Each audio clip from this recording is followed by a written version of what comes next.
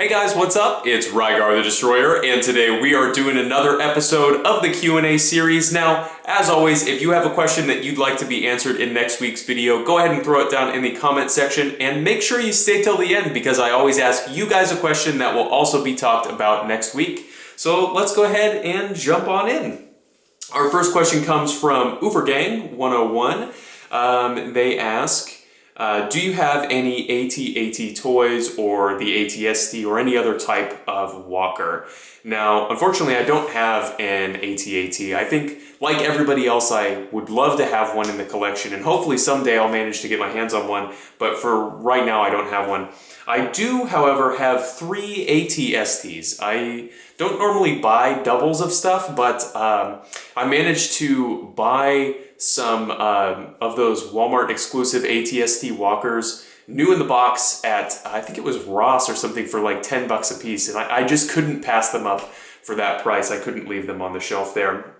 The only other walkers that I have that are really interesting, maybe I have an AT-AP, I have an AT-RT, but the only other big one that I have is something that I actually made myself. It's an AT-TE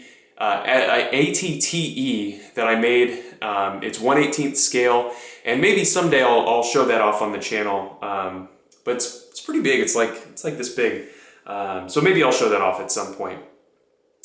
This one isn't really a question, but last week we talked about whether or not I thought the antenna mold Clone Troopers were ever going to be released again, and the box of Clone Trooper lot here brought up something that I thought was really interesting.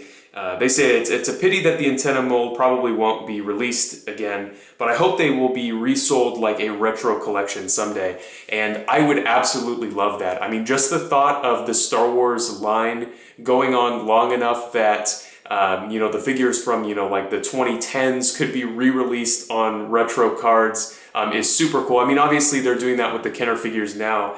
We might have to wait like 20 years though, we'll have to see.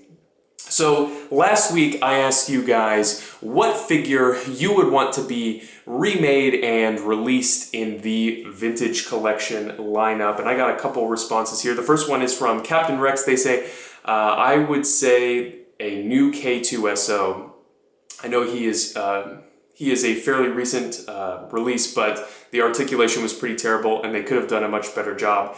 I don't actually have that new vintage collection K2SO, but if the articulation's not good, yeah, they definitely need to remake that. K2SO is awesome. I think he's one of the coolest characters from Rogue One, so you know, I think he definitely deserves to have a really decent action figure made about him for sure. The next response comes from Mr. McNugget 2, and they say, I don't know much about the vintage collection, but maybe a B1 battle droid. And fortunately for you, the vintage collection is actually releasing a B1 battle droid right now. It's not maybe the best mold I've ever seen for a B1 battle droid. Probably prefer some of the ones that they've done in the past, but hey, if you want one, they're on shelves now.